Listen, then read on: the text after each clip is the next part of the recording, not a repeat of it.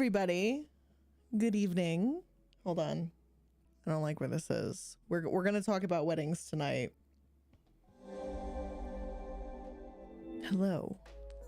Hi, everybody. How are you guys doing tonight?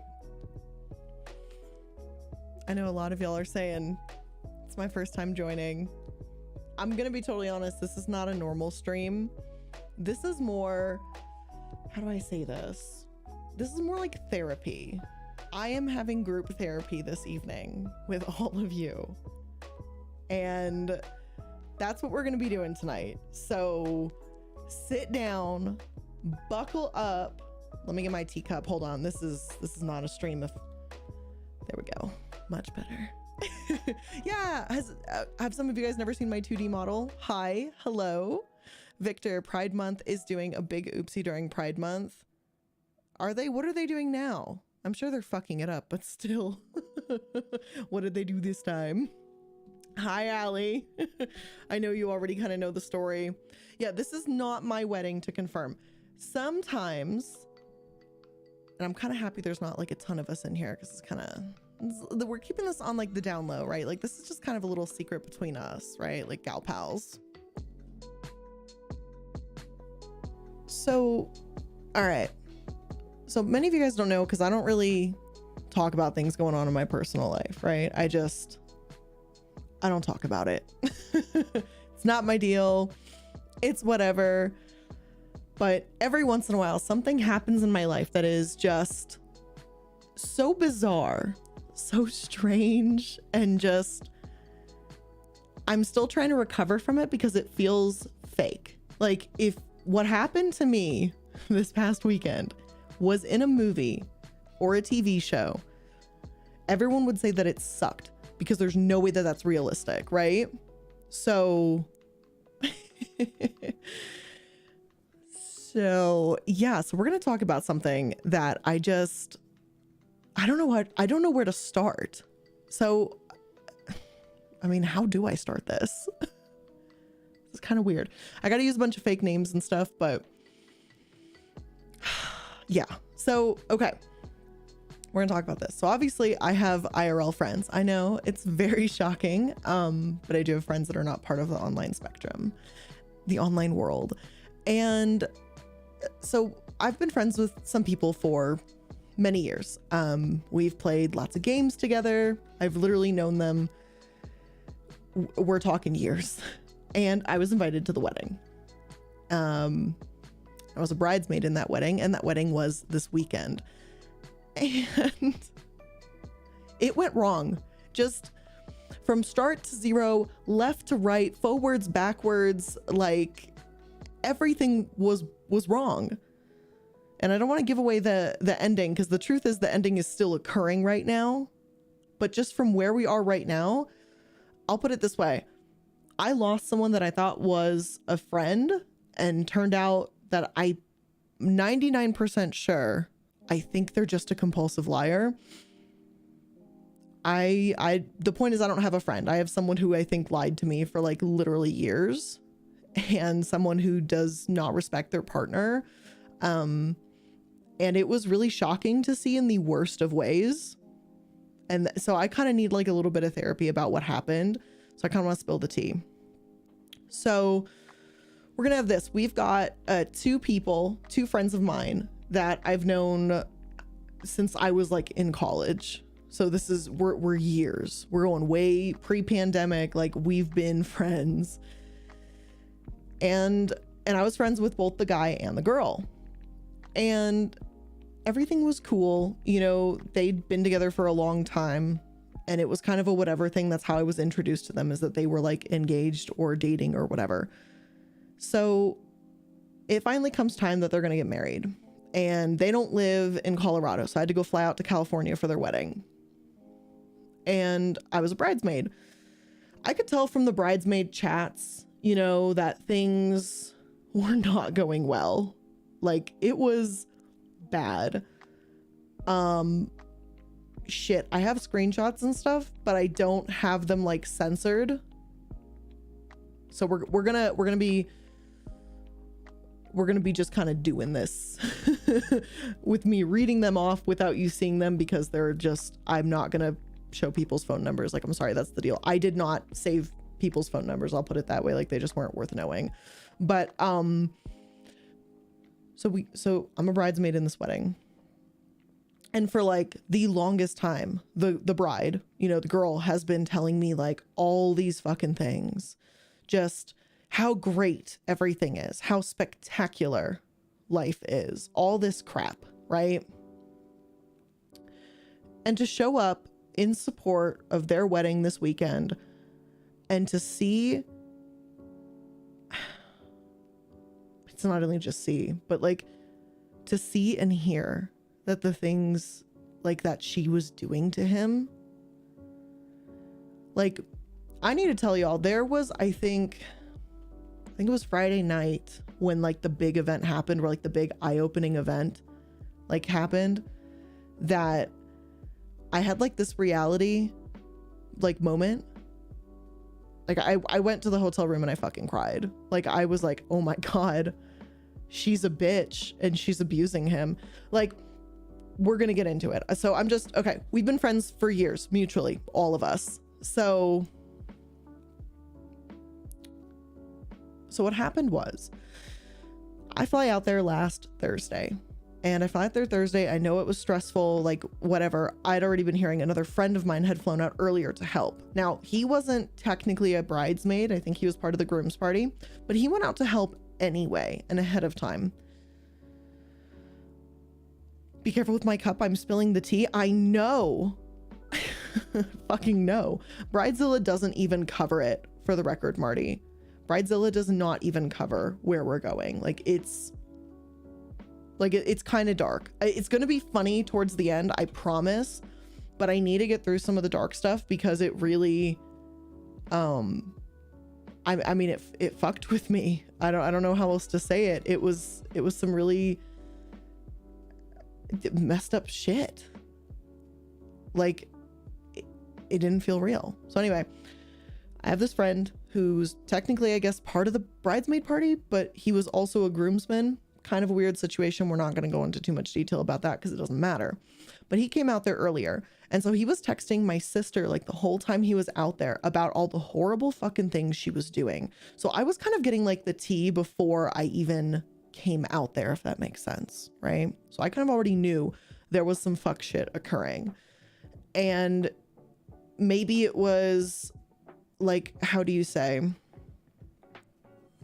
what do you call it? Like, what's the thing where you hear it from a person and it sometimes changes meaning? I am totally having a brain fart right now. What do they call it? Shit. Anyway, it doesn't matter.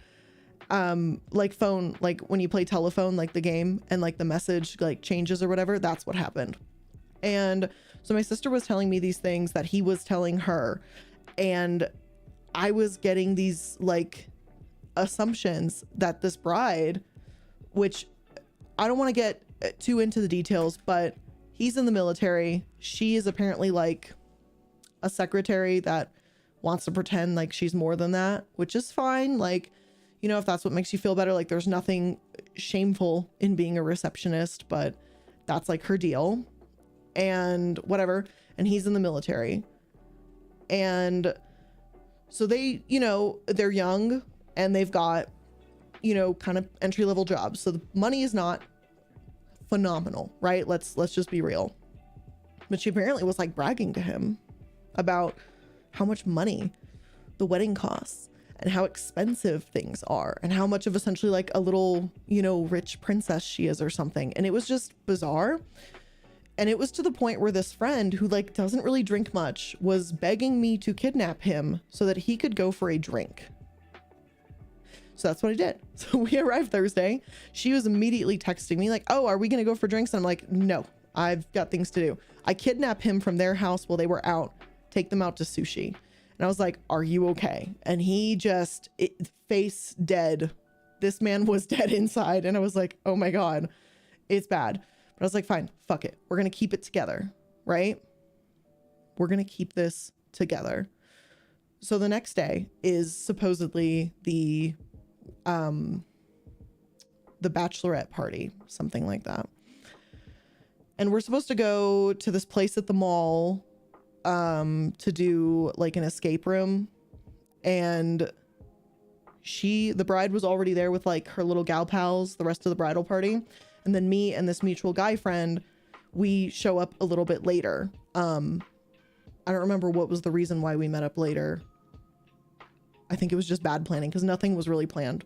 I gotta say, for the record, everything was sent to me in an email of like what the schedule was, but then the schedule was never followed, like not even fucking once.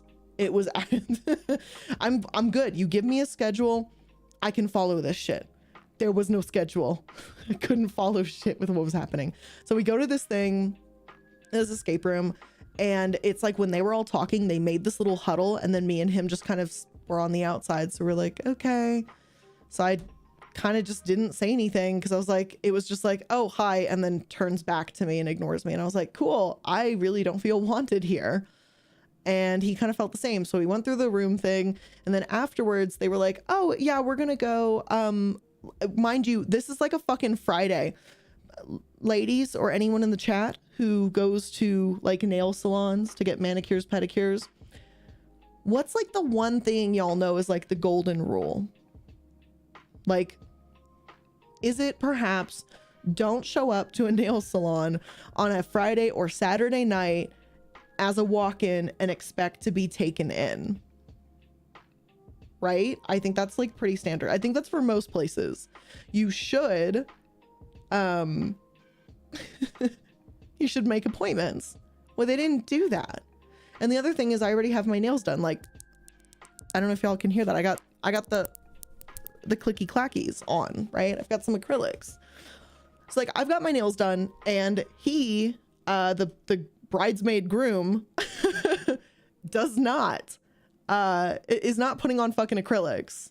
So they expected to be able to walk in as a bridal party to like some nail place with like 5 of them, and all expected to get their nails done like at once or something, like manis and pedis. It's just not happening. It's tacky, it's unplanned, it's sloppy, whatever. I already planned this in advance, so that's why I had my nails already done, because I'm not going to play that game. And there's no way I'm going to get an appointment at a reputable salon or something, you know, last minute like that. So I was like, nah. So they want to go do that, and we're like, well, there's nothing for us to do. So we leave. We just straight up leave.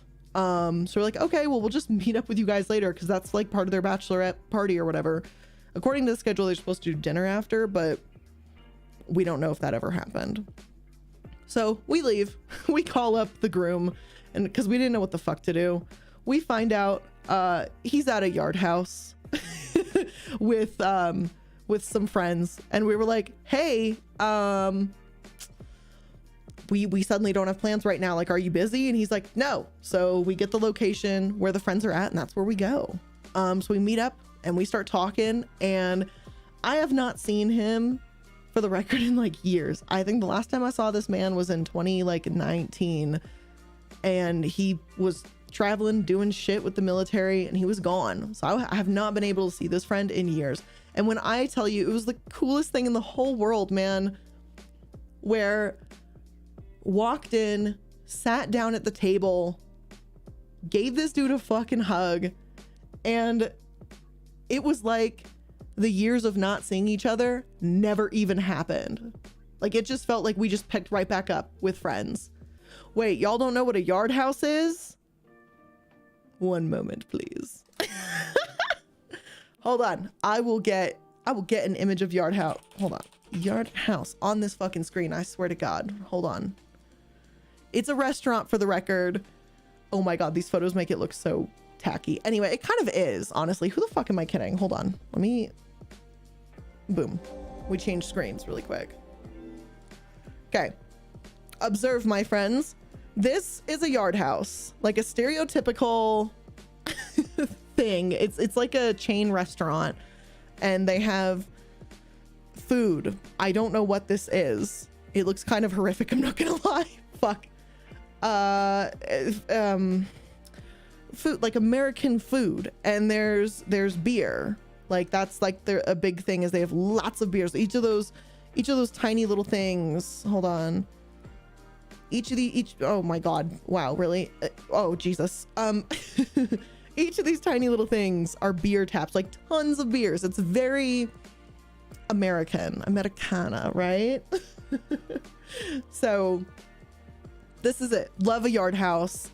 Love them so much. The one in Denver is slamming. Big fan. But so we went to a yard house out in Cali. That's where he was. Whatever. Had some great drinks. We were vibing. We were talking. I was catching up with him. And this dude was not okay. Like, you know, like y'all know when you've got that friend that it doesn't matter if you haven't talked in a while, but like the second you talk again, you can pick up if that motherfucker is okay or not. This dude was not okay. Was not okay. Goro, so does anyone there know what I do for a job? That's a good question. I think people generally knew. I think even the bride maybe knew what she knows what I do, kind of. I'll put it this way. When I started doing YouTube and I actually started doing it like for a living, I remember she walked up to one of my roommates and was like, oh, like, what does Blair do for a living? And my roommate, he was like, oh, like she does YouTube. And she was like, oh, well, she must make like $200 a month. And he just kind of laughed and he was like, yeah, she makes at least $200 a month. That is true. And that was it. That was a running joke for fucking years in the friend group. And as a matter of fact, sometimes, and it was even said during this trip on like the airplane home back to Colorado, but but it was literally joke. He's like, so you make at least $200? Yes, I do. And that was always the fucking joke. So yeah, I think she kind of knows, but she never really figured it out or anything, or honestly, probably didn't give a fuck.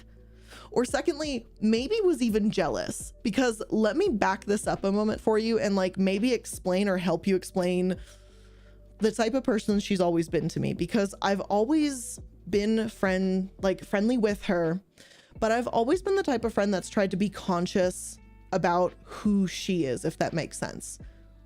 And that sounds really weird. But how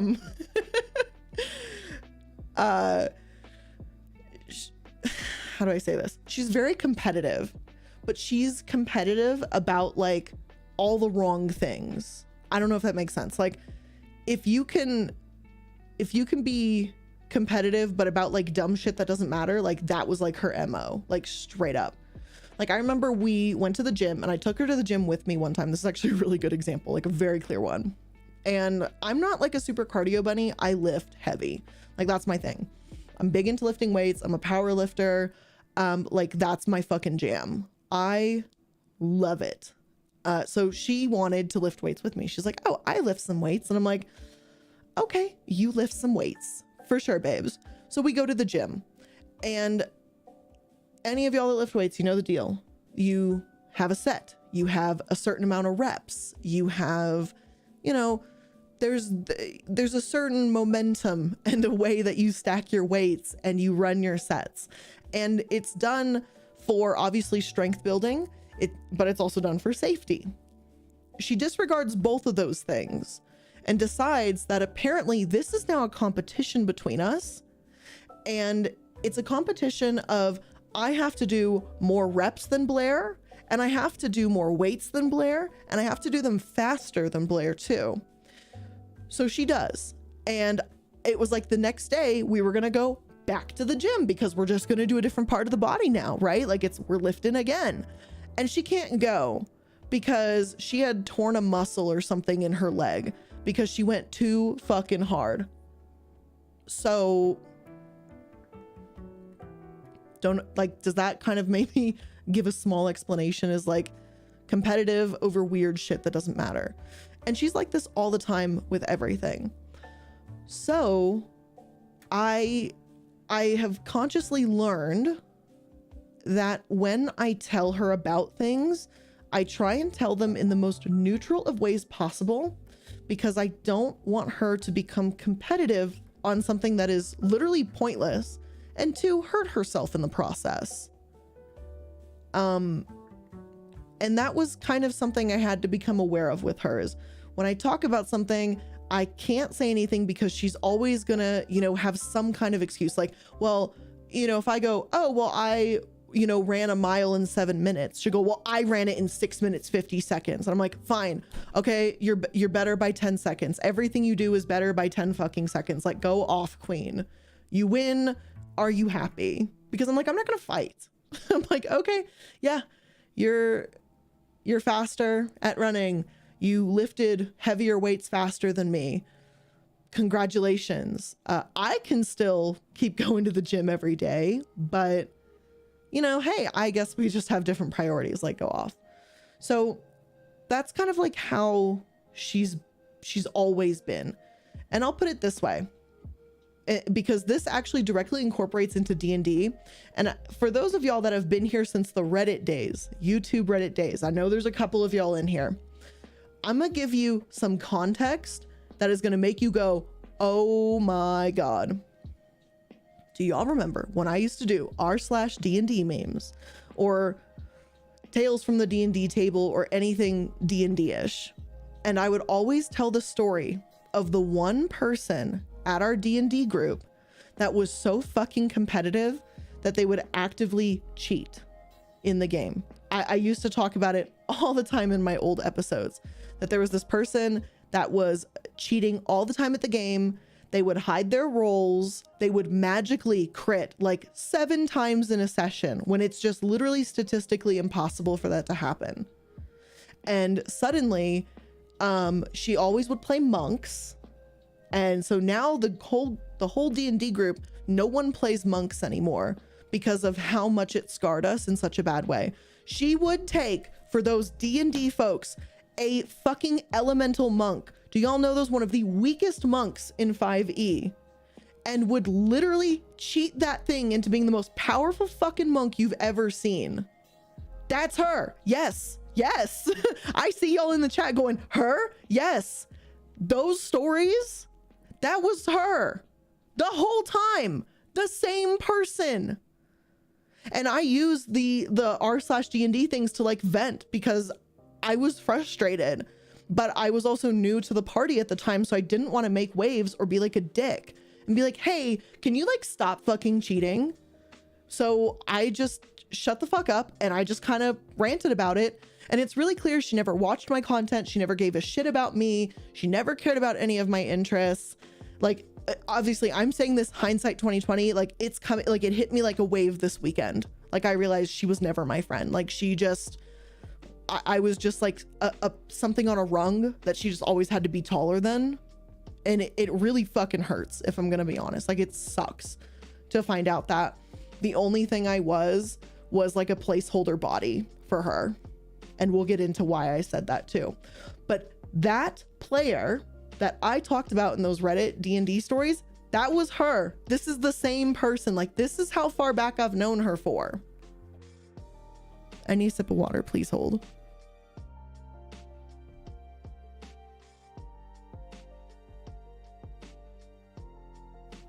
Okay, apologies. Anyway, but that was her. So yes, and you guys are right. She's insecure, like way competitive for no reason. Like it's really clear ultimately when we come down to it that she's someone who doesn't think highly of herself and she doesn't love herself. And I'm going to say this from the most truest perspective I can say. This is someone who gains validation by putting other people down. And it sucks to know that this type of person was my friend and then I couldn't even see it literally until it was too late. But it sucks. Like here I am telling this story because we're not friends anymore after what happened this weekend. But like, it just sucks to be used, you know? It just sucks. But anyway, let's get back to this past weekend.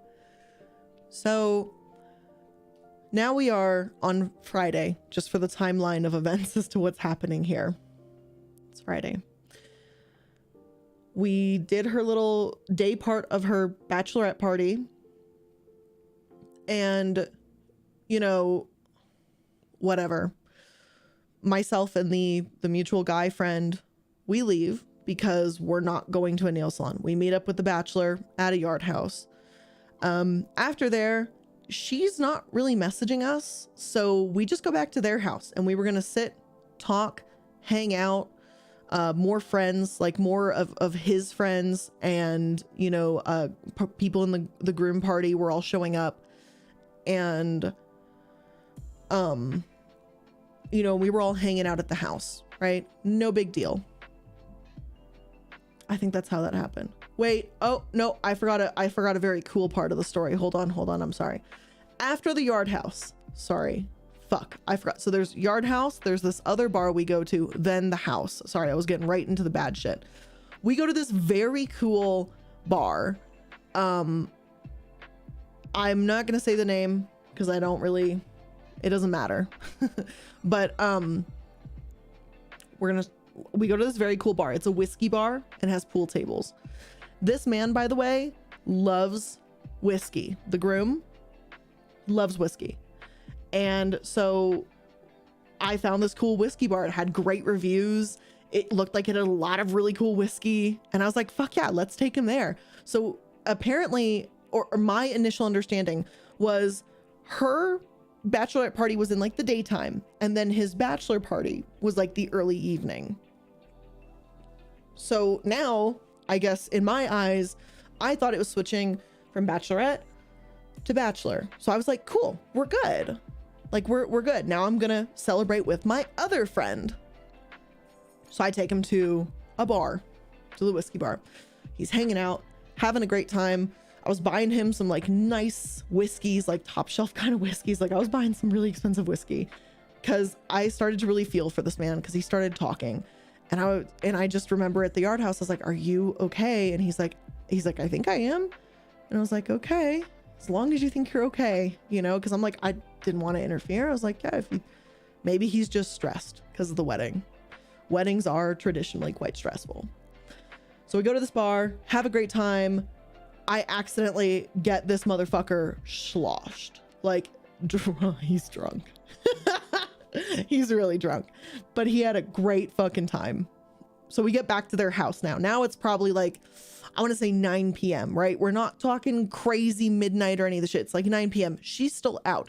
So we get home and everyone's hanging out. The other friends that met up with us, like right outside the bar or whatever. So now there's like 8 or 9 of us in this tiny little fucking house, like a 1,200 square foot house. And we're all trying to pack in. All of a sudden, she comes home.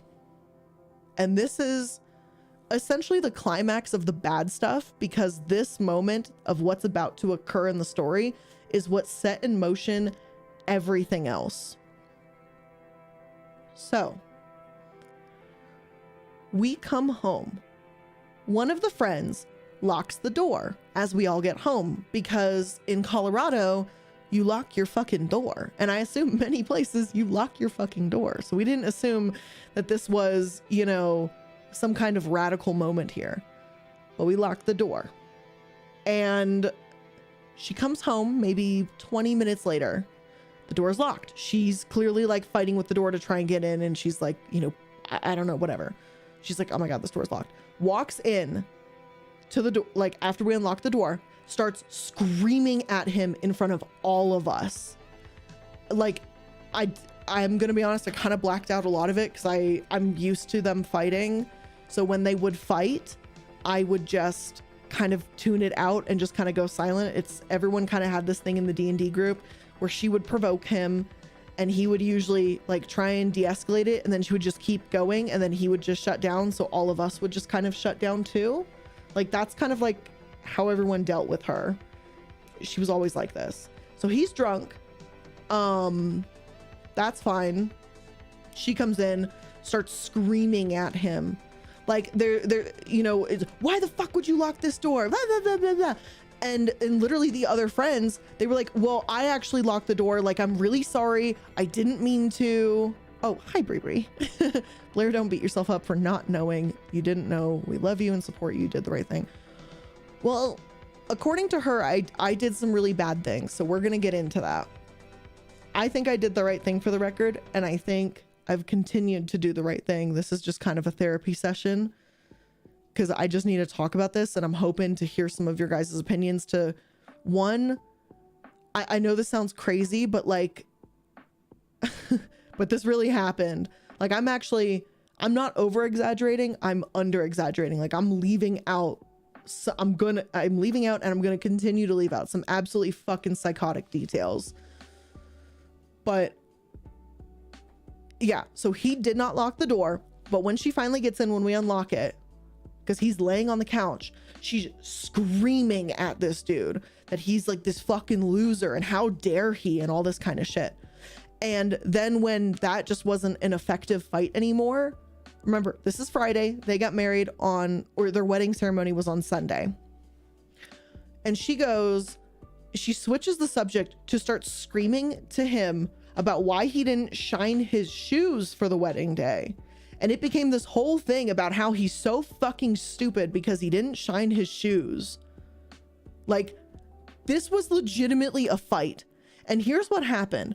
The fight got so bad that this dude, this man, my friend, our friend, was getting yelled at so badly. It was clear he was trying to handle his biz. Oh my God, I have my phone on. We're gonna just turn that notification off. Sorry if you heard that. He tries to do the adult fucking thing, right? He's like, I'm not gonna sit here and have my friends, sit through one of our fucking fights. So he tells us to all leave. He says he'll be out there in a couple minutes, right? So we all get kicked out of the house. Now there's 3 people in the house, and I know 3, right? That sounds weird. He's getting married to one person, right? Allow me to elaborate. He's in the house, she's in the house, and her maid of honor, her bitch ass maid of honor, which I have nothing nice to say to that girl. We're going to have a sidetrack about something this bitch did a year ago to one of my friends, because y'all need to know some context. So now there's 3 of them in the house, and the girl and the maid of honor gang up on him. And we are all standing outside the house in their driveway. We can hear it. She's yelling so loud, so mean, and so aggressively fucking screaming at him. We could hear it from outside the house. We could hear their whole fucking fight. We didn't have to think about what they were saying because we could hear it. We could hear it. It was insane. It was terrifying. There was a point where we thought she was going to actually kill him if we left. So we stayed on the driveway waiting, and she left the blinds open so she could see us standing there. And yet she continued. It was madness. So now this maid of honor chick, which I'm not going to name her, truthfully, she's not even worth remembering in a name anyway. But this maid of honor that also starts digging in on him. So she's friends with the guy that I went earlier to at the bachelorette party, the mutual friend that's in the bridal party, but also in the groom's party. She's friends with him. Apparently they came out like a year ago, and I saw it was the bride, the maid of honor, and the maid of honor's like guy she was having sex with at the time, or wanted to have sex with, or whatever the fuck that situation was. They came out, they stay at the guy bridesmaid groom's house, if that makes sense. I'm trying not to name names here. At one point they borrow his car, and they did something to his car and broke it and didn't tell him. I forgot if it was like his transmission dropped or something, like his transmission was fucking destroyed by them. But whatever the fuck it was happened to his car. Something was damaged, and they didn't fucking tell him until he found out weeks later that it was damaged. And they didn't take responsibility for it. They didn't offer to help pay for it. Nothing. So that's what I know about that chick. Like that maid of honor. So like, obviously it's not great what I know. So anyway, so now we're back at the house, and he has kicked us out. We're outside on the driveway. We're listening to them fucking fight. And we didn't want to leave because we were scared. At one point, myself and the best man, shout out best man. I see you typing in the Discord a little bit. I've seen it periodically right now as we're streaming, but all of us as a unit, we formulate a plan and we decide the best thing to do is both of us go in there. He's going to go in there and essentially snatch up the groom and essentially get him out of the house to safety. And I, since at the time was still friends with both of them, was going to go after the bride. And I was going to literally walk in, give her a big hug to try and use it as like a diffusion tactic. And I was going to, just be like, what is going on here? Let's try and calm this down. Like, this is getting way out of hand. We were barred out of that house. We were blocked out of the house. They wouldn't let us in. So we couldn't even do that.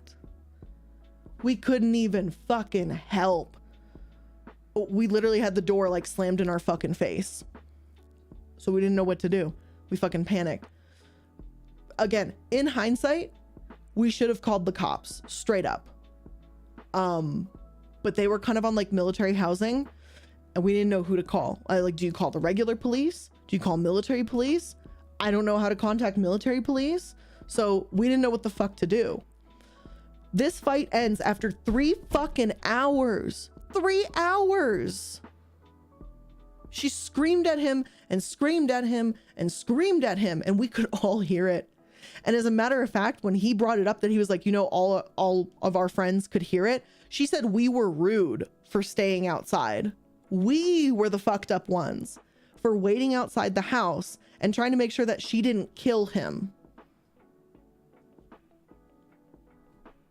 And I just, how do you make sense of that?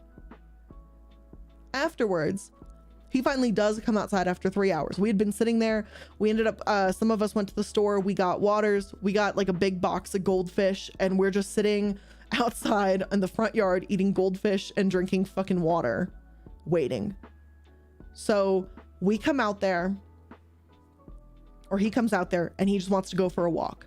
So he goes walking and talking. He tells us some really personal details, things I'm not gonna share.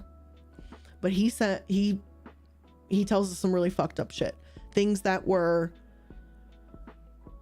made me scared for him. Things that changed the subject, the entire mode of this supposed wedding. It went from, oh my God, it's a wedding, this is so happy, to are you gonna die if you stay with her? Like, are you actually going to die? So it became a real concern. And all of us as a friend group decided, you know, we're going to have an intervention. So that's what we began doing the whole weekend. We began talking about how unbelievably not normal that is. Like, everyone's certainly had disagreements with a partner, you know, or close friends even. I have never gotten to a point in any of my relationships, even when upset, that I would scream for 3 hours, bring in my friend into the screaming match against, you know, my husband or whatever. I wouldn't do those things because it's not, it's not appropriate. I don't know what 2 is, but it's not appropriate. Just period. Fucking period. Blair, I'm sorry. After that deadlift part, I only imagine you as a 7'9" buff pyramid lady. Good. Keep it that way. Anyway. So now Saturday comes along. Saturday is the dress rehearsal for the wedding.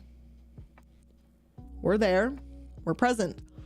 I do the little walk, you know, I stand in place like the good little bridesmaid I am.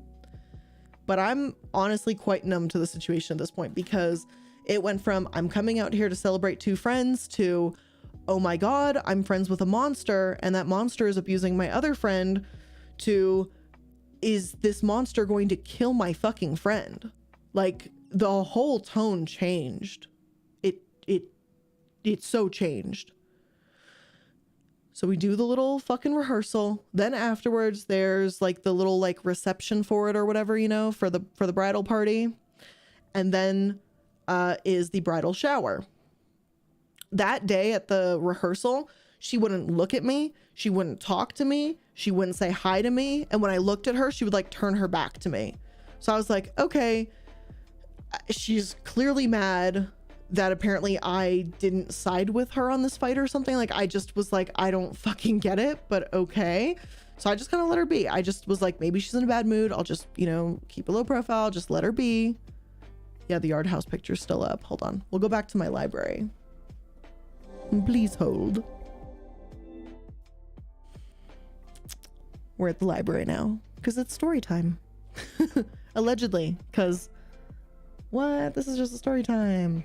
None of this is real. This is all fake. This never happened, right? Legally. But yeah. So now we're at this fucking rehearsal. It's a train wreck as per usual. We're there. We're supposed to be there at like 11 in the morning or whatever. She shows up at like 11:30. Like, shows up 30 minutes late to her own fucking rehearsal. Train wreck du jour. Like, what's new, babes? Like, that was just like, of course she'd be late to her own wedding rehearsal. Like,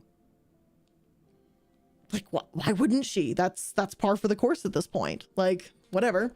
So we go through the wedding rehearsal, do the run a couple times, whatever. We go to this other location to go, I guess, eat tacos and mingle with both families. That's cool, for sure. Down. Well, we decide to head out with the groom, and, you know, we're like, I don't remember why. Yeah, this is just for entertainment purposes only, to clarify. But yeah, we head out with the groom afterwards because everyone was just kind of talking. Nothing was really happening. And we're just like, okay, well, we're gonna like go. All the parents, cousins, you know, aunts, uncles, everyone's talking. She's straight up ignoring me, turns her back to me, will not say a fucking word to me. So then he goes up to her and goes, hey, we want to head out. Is it cool if Blair comes with us? And I can't really hear her because she's actually not fucking screaming for once. Maybe her throat was tired from last night. I don't know. But I do hear something about Blair has to be back here at 4 p.m. or 6 p.m. or something like that for something. So I was like, okay, whatever. I'll be back at 6 p.m. Finally, something's on fucking schedule, right? I'm like, excellent. We love a schedule. We stand a schedule. We adhere to schedule. Big fan. Love it. So I'm like, cool, 6 p.m. I'll be here, right here. So I was like, for sure. Cool. Now I'm going to pull up the text messages where I'm not going to say them, or I'm not going to like show them because I don't fucking block their names out, and I didn't even save half their phone numbers, so it would just show phone numbers. So that's my bad, really, because I never saved their numbers because it just wasn't fucking worth it. Where is it? Where's the one where I get removed from the conversation? Okay, there we go. So here's what happened. So now it is, according to the text messages, it is 3:53 p.m. So I guess it must have been 6 p.m. when we were supposed to go to the thing. So this is 2 hours before the scheduled event where I'm supposed to show up to this thing now for bridesmaid stuff. And all of a sudden, one of the bridesmaids, whose number I didn't save, goes, does everyone know what the duties are for a bridesmaid? Because I feel as though not everyone is understanding what a bridesmaid is. And then blank, girl's name, is replacing Blair as a bridesmaid. So I get kicked out of the bridal party. I'm done. I'm gone. Now, granted, I did say something to her, and I admit I wasn't the nicest, but I essentially asked her if she was a monster. Like, I was just like, is this who you really are? So yeah, maybe that's what riled her up. Maybe I deserved it, you know, whatever. But the point is, this is how I find out I'm not a bridesmaid. Not through her. She doesn't say shit to me. She lets some random fucking bridesmaid whose number I never even saved go, oh yeah, you're not in the party anymore. Then the same number follows up and says this at 4:26 p.m. So just 30 minutes after I find out I'm not a bridesmaid anymore, I was like, cool, whatever, stress-free. The bridesmaid dress was fucking ugly anyway. So I was like, cheers. I'd been panicking about how I was gonna fucking wear that dress anyway because it was so fucking ugly. I hated that dress. So I was so relieved being out of the bridal party. I was like, I would love to be just like a guest. Like, I think maybe that's best, honestly. But 30 minutes later, I get a message that says, yeah, don't show up to the bridal shower or wedding. So I got kicked out of the wedding entirely within 30 minutes. I wasn't allowed to even go to my friend's wedding. And I think at that moment I realized that she is not my friend anymore. She is that monster that I, you know, I'm like, are you this monster? She is that monster. Main character syndrome intensifies. Like, that's the tea, Thrax. That, like, legitimately, that's the fucking tea. It was weird. And I did not get my money. So here's the thing, right? I had to take this flight, which was like a $600 flight. I had to go stay at the fucking resort because that's what she told us to do, was stay at the resort.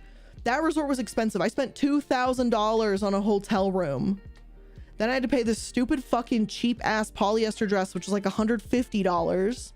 Then I had her wedding gift, which I was giving, I think it was $300 cash, which I kept, by the way. She's not getting gifts. I gave it directly to him.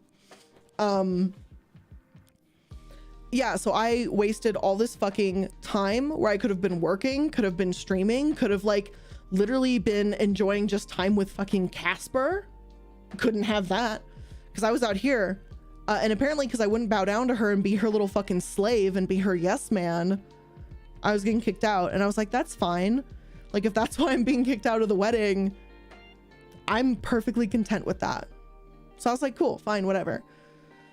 Now, unfortunately, there was apparently drama brewing at the same time where I was being kicked out that I didn't even know. So the groom, his side of the family, we're talking mom, dad, aunt, uncle, they hear about this happening. And apparently she is orchestrating it. And this will matter because she sends me this fake ass fucking apology that we'll talk about that she sent me yesterday, which is really what set in motion the idea that I was even going to stream this, because it was the whole thing's a joke. But anyway, apparently during this bridal shower, I think one of his aunts or something overheard her talking about kicking me out of the wedding because I'm ungrateful. And I was like, for sure. Okay. But the aunt apparently went to bat for me. The aunt that I have never actually spoken to yet on his side of the family goes to bat for me and is like, you're being unfair. And I'm like, yeah, I mean, she's right. The fucking bride is being unfair, but I mean, yeah, it's her fucking psycho wedding. So of course she's going to have it her way. Like, fucking go to Burger King, babe. Like, that's not me though. But anyway, so now I've been kicked out of the wedding, like as the party, and I'm also kicked out of the wedding as a whole, not even allowed to go anymore.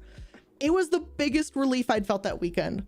I had a headache the entire weekend. I was so stressed about how I was going to deal with this and how she was like not letting me see the groom, who's also my fucking friend. Like, they're both my friends, yet somehow in this wedding, because I was in the bridal party, I was not friends with him anymore. I was only her friend. And I was like, babes, that's not the tea.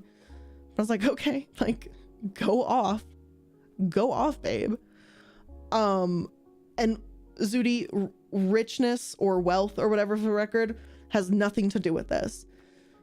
I've been friends with these people before YouTube, when I like literally had not $1 to my fucking bank account. Like, my bank account was fucking negative, dude. My dude, neutral dude. I've known these people since I was in college, before this YouTube channel happened, before I was able to make any sort of a form of like living that was like decent. I've known them since I was literally fucking nothing but a loser, straight up. And they've watched me grow from being a loser into being somebody decent. And while he took it in stride and was like, you know, she's cool, it's the same Blair, nothing changed. She just has a YouTube channel now. She took it as like fucking competition or something.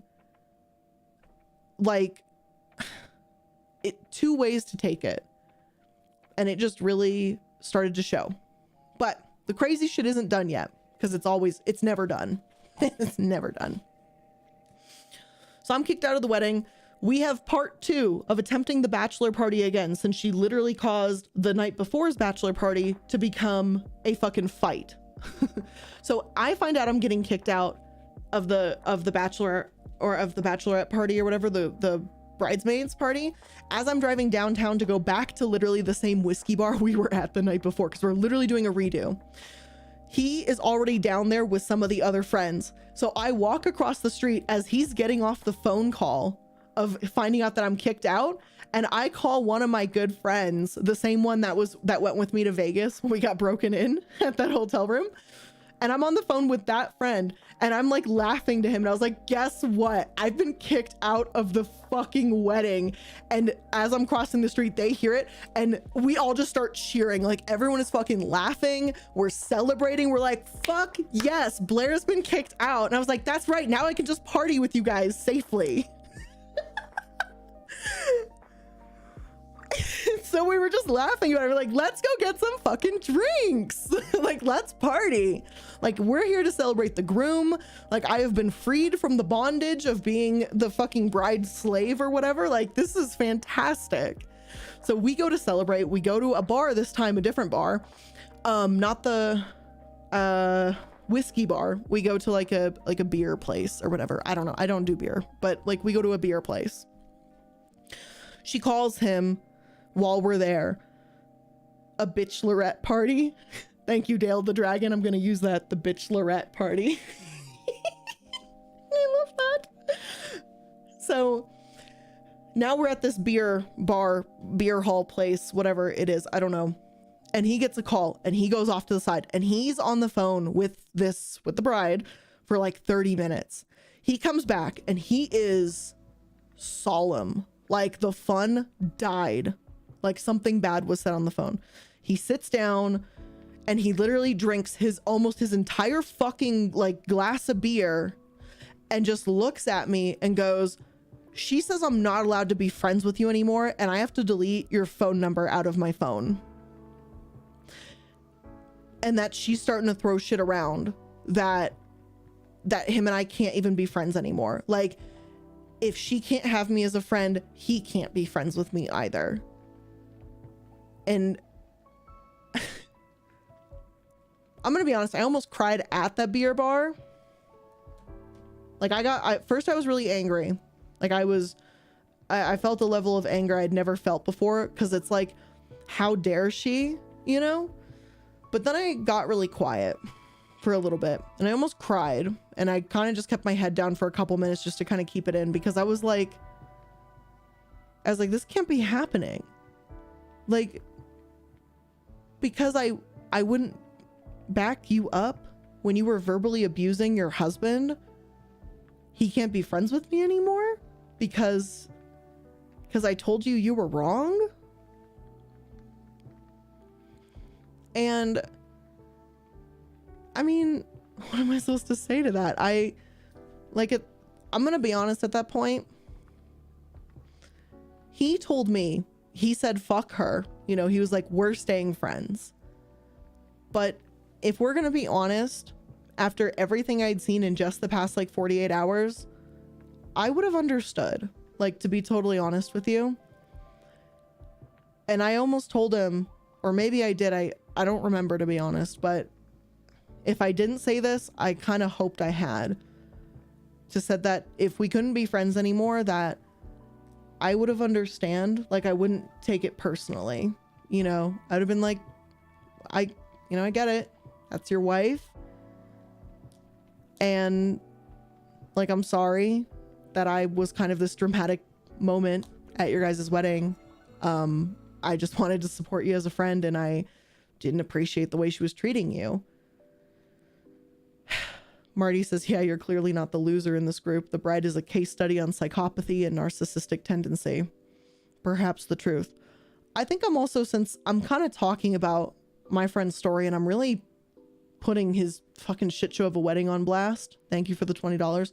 I'm just going to donate everything that you guys are donating tonight. I'm just going to donate it to him as like another wedding gift. So if you guys are donating, leaving comments and the stickers and all that stuff, that feels great. Just know I'm going to donate it to him. And I know he told me I could give him a little shout out. Can't give you all his last name, but Gino, you're my homie. You're such a great friend to me, and you always have been. And I'm so honored that we can continue to be friends. So thank you. So anything y'all donate, we're going to be giving it to Gino as a thank you. It doesn't matter that I lost money. I'll have, money. There will be, more months of YouTube, and we will gain more money. But he doesn't make a lot of money in the military, and this woman is like a financial leech. So he needs to pay down, bills and stuff. So Gino's the best. Everyone in the chat, please say, I don't know, something nice to him. We love Gino. we love him. And for Gino's buddies on the boat, because he let me know that he's got some friends in the military that apparently watch my channel. And like he's been on the boat or something and has heard my voice to walk in and apparently see someone watching my videos and tell them, oh, I watch Illuminati, she's very cool. And they didn't believe that we're friends. Hi friends on Gino's boat. He does know me. We are friends. And he's a very, very important friend to me. So please treat him well, because he's clearly not being treated well at home. That's right, Gino, keep your head up, king. We stand. Thank you for the pish pond. Thank you for the weeding gift. For the record, I'm sorry I got a little sappy here or whatever, but we're still not done with this story, because we haven't even made it to the wedding day, guys. But I hope Gino, I think he's sleeping. I hope he looks back at the stream. I'll leave him a link, and I hope he sees all of the very nice messages that you guys are leaving him, because I don't think he's in the best of places right now, if we're going to be honest. And I worry about him a lot. He's actually going to be visiting. He's coming out to Colorado, hopefully. Maybe one day, maybe soon, maybe not so soon. I don't know, but we're trying to get him to come out. And if he does manage to come out, I would love, I don't know where to take this man. I'll take him somewhere cool. There's lots of cool places in Colorado. Hey man says, Gino, my good sir, run. We're getting to that. Running is actually maybe the happy ending to this story. For the record, the wedding does happen. So let's move to the next day. Let's go to the wedding day, shall we? We're going to go to Sunday morning now.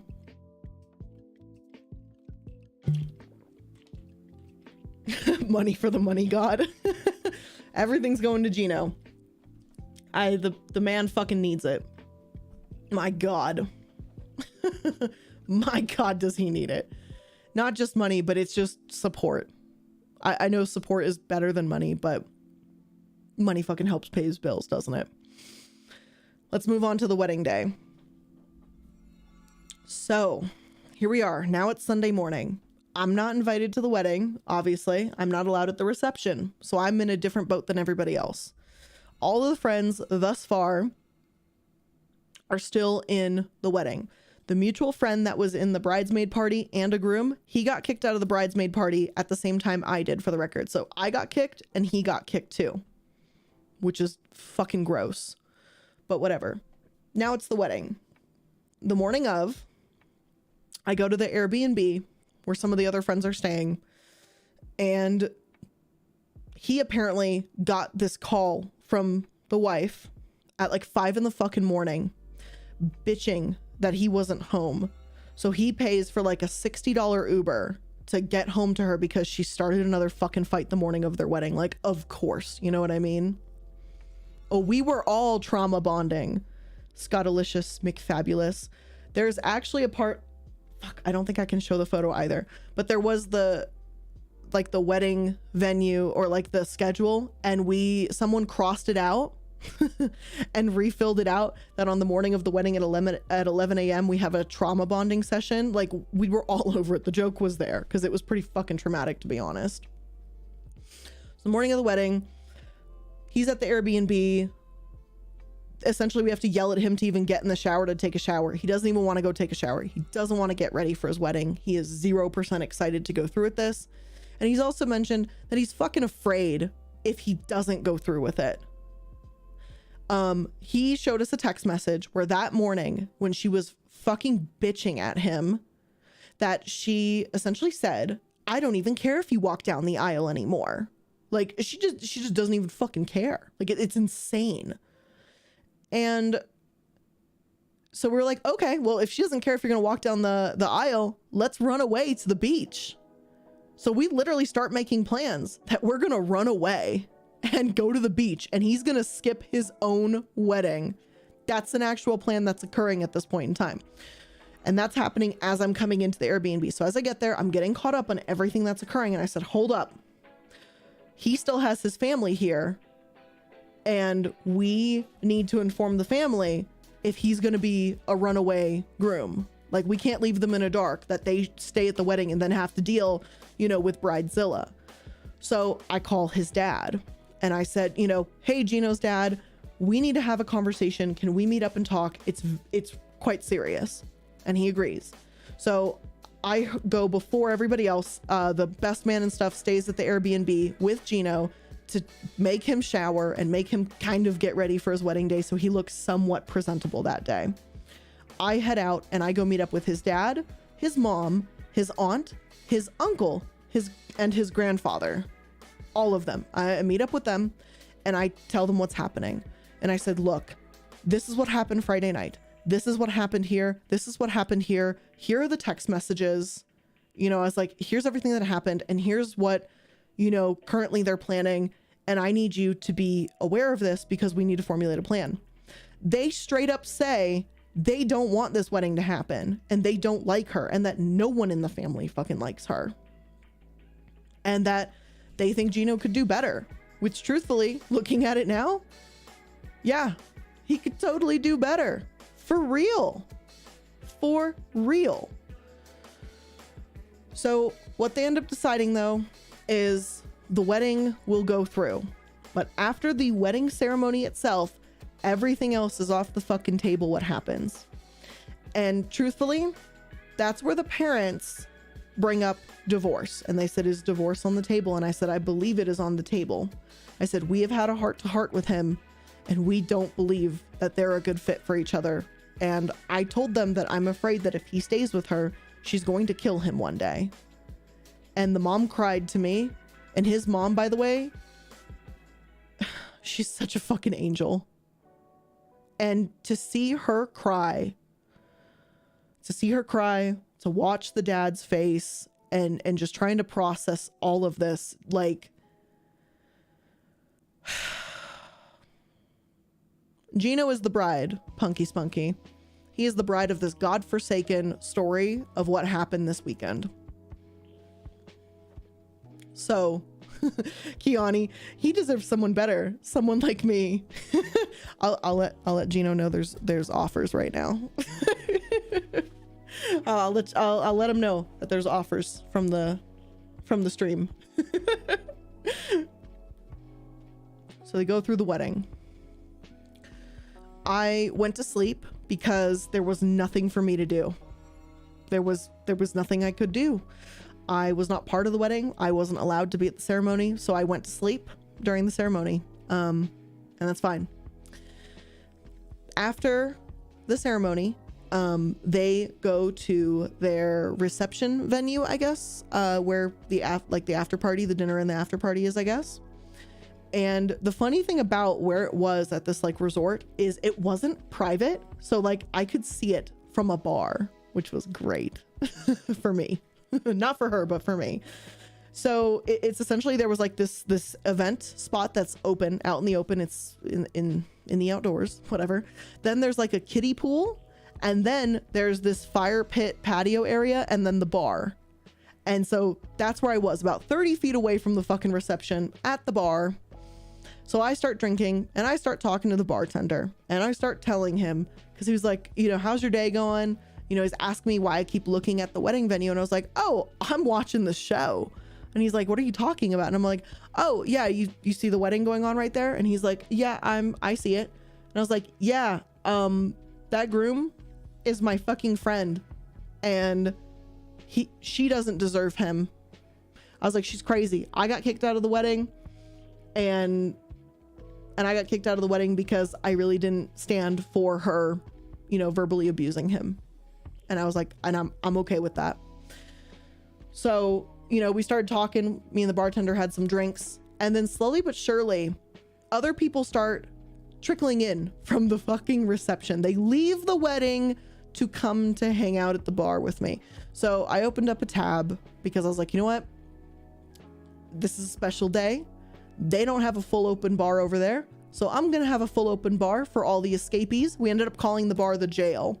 So just for reference, so I'm in jail. We're all in jail. That's what we're doing. Marty says, here's a bit more to help with the divorce / annulment. I mean, that's pretty much where it's heading, if we're going to be, you know, honest. So here's what going.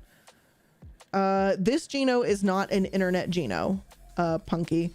This is it's private friend Gino who doesn't do social media. So now we're at the wedding reception, this boring ass fucking wedding reception, and now the one of the groomsmen following the ceremony gets kicked out of the wedding. So now she's kicked out me, she's kicked out the mutual bridesmaid / groom, and now she's kicked out another groomsman out of the party. So now there's 3 of us that have been kicked out of the wedding. Another divorce gift. Yeah, so we've been sent to the gulag. We're in jail.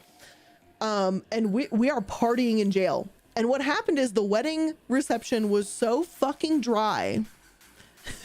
So dry that the dad is literally texting me for song requests for the DJ. So I was essentially controlling the music that night at their wedding reception while I'm at the bar vibing and hanging out with everyone, with people that are just there, with the bartender, with like eventually the entire groom's party fucking leaves and the aunt and uncle leaves. Everyone leaves. At one point, Gino, the groom, he leaves and he shows up to the bar, leaves his own wedding reception, and he's with us. And I was like, fuck yeah. So I told the bartender, and the bartender shows up, shakes his hand, says, you must be the groom. And he's like, you know, he's like, oh, fuck. And the bartender pulls down a nice bottle of, what is it? Angel's Envy whiskey, pours him a chunky glass of whiskey, a big old heckin' glass, and just slides it across the bar to him and goes, here you go. Everyone's drinking. The jail party was a blast. Honestly, it was way better than the reception. We are drunk. We are dancing. We're waving our hands, you know, and at one point, you know, essentially she hides the bride and her little fucking stupid group of bridesmaids, whatever was left of that fake fucking party. And his dad and him and stuff like that, when they're over there dancing, they were dancing at us. They weren't dancing with the bridesmaids or anyone. They were straight up facing the jail. And they were dancing to us. And we, by the way, we found this playlist here. Let me see if I can pull this up and show you this playlist. Here we go. So we found this playlist. I'm going to switch this. That is called Songs to Avoid on Your Wedding Day. So I found this playlist and we started picking songs off of this. And the dad was playing the songs. So we were literally playing all these songs not to play at the wedding. We didn't play these ones because we thought these were a little too obvious, but we chose, where is it? I know we did Highway to Hell. We did Highway to Hell. We did The Chain from Fleetwood Mac. We played Chop Suey as well. It's not on this list, but we just like Chop Suey. So we played Chop Suey. We wanted to play Gold Digger, but we thought maybe that was too obvious. So we didn't do that. But we were going through this exact list. We wanted to play Mad World, but we thought it was maybe too slow. But this is the playlist we went through. And we went through and used all these fucking songs. White Wedding, we played White Wedding. And it was fucking great. So we played all these fucking songs.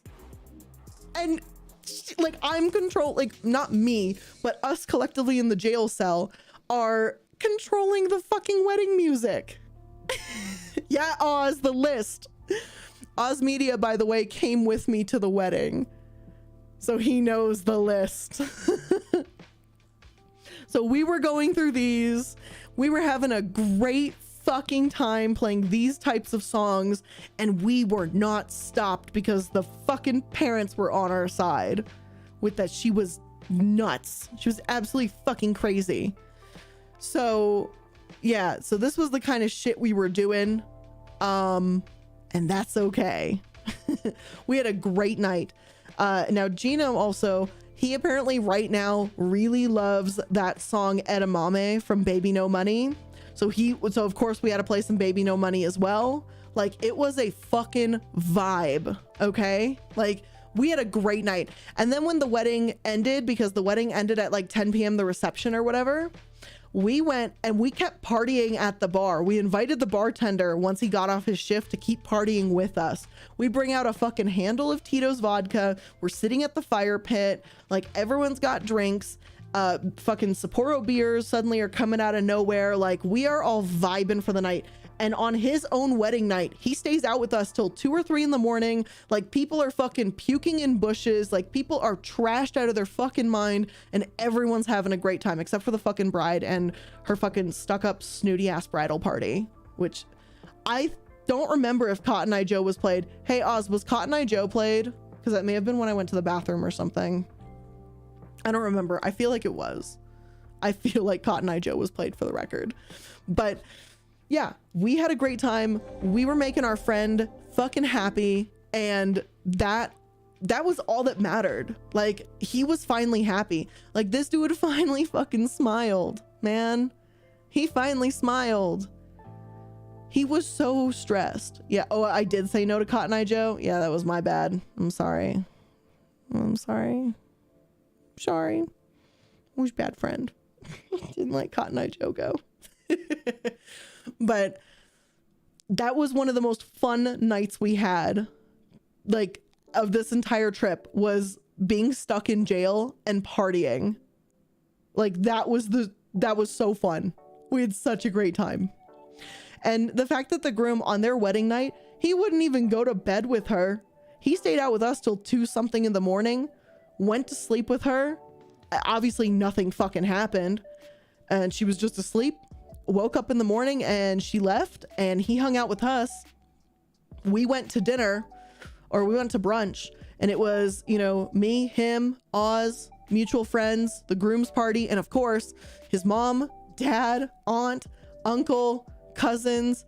All of us are at this giant brunch table, all eating breakfast, and it was great getting to know all of them.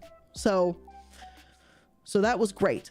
So now here's the thing. Now we're on Monday, right? So now it's the day after the wedding. Did you know that they actually had a honeymoon they were going on? Did you know? Did you know they had a honeymoon they were going on? Because guess what didn't fucking happen? Guess who didn't go on the honeymoon? If you guessed Gino, you would be correct. He did not go on their honeymoon. So... but she went. She's actually still there right now, apparently. So good for her. Hope she's having a fun time with her fucking maid of honor, apparently, on her honeymoon or what fucking ever. At that point, dead ass Teddy. That's legit what happened.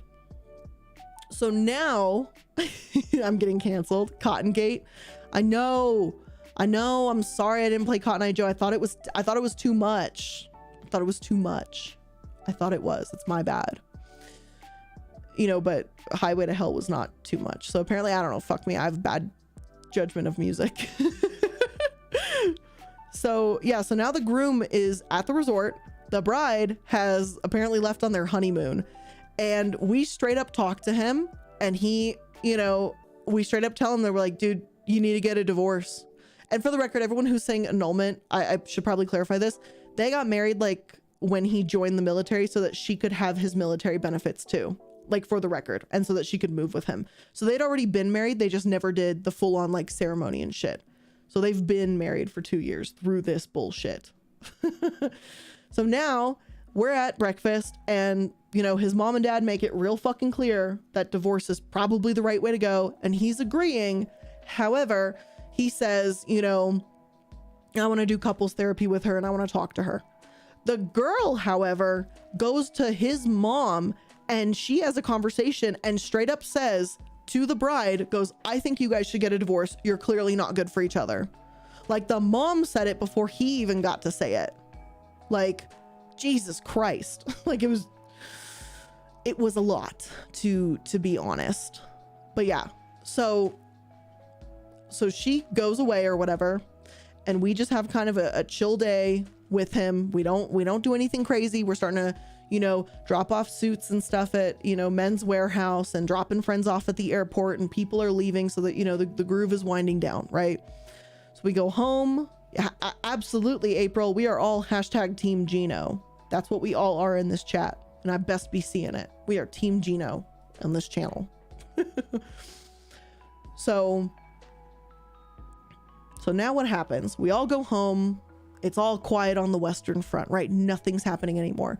She's gone on their honeymoon without him. He's literally just sitting at home playing fucking video games for the night, apparently, or whatever.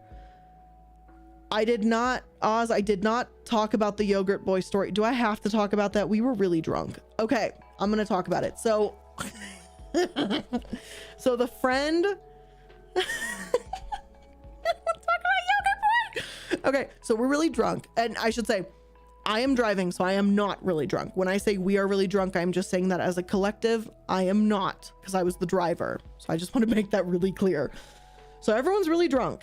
And we are driving in the car, and we are going to like a dive bar on Saturday night. And Oz is sitting in the front seat, and Gino is sitting on Oz's lap because there was no more room in the car. So they are seat belted together with one seat belt sitting in the car, and the whole SUV that I had rented is like loaded with people. And as we're down there, the mutual friend, the one that is the one that was in the bridal party and also a groom that got kicked out of the bridal party, that friend, he makes some comment about if he is or isn't circumcised while he's like drunk. And he, I don't remember the details, but what it came down to was that he was hiding yogurt in his foreskin was the joke. And Gino got so fucking grossed out by that. And then there was this whole fight over, oh, it was bowling night when that happened. Either way. Oh, it wasn't lap time. Sorry. Anyway, so so now there's this heated fucking drunken debate about if this friend is storing yogurt in his foreskin or not. And then we just start calling him Yogurt Boy because Gino is so fucking drunk that he can't figure it out. So he forgets that he's called Yogurt Boy. So we bring it back up and he's like, Yogurt Boy. He's like, oh my God, Yogurt Boy, you're sick. Anyway, so I totally butchered the joke. It doesn't matter. But yeah, foreskin yogurt, Yogurt Boy. Everyone was having a very fun time. So yeah, Oz, yeah, thanks for bringing up the Yogurt Boy story. Like once I was kicked out of the wedding party and everyone, it felt like it was relaxing for a little bit, we got stupid. Look, guys, we play Dungeons and Dragons together. Stupid things are going to be said.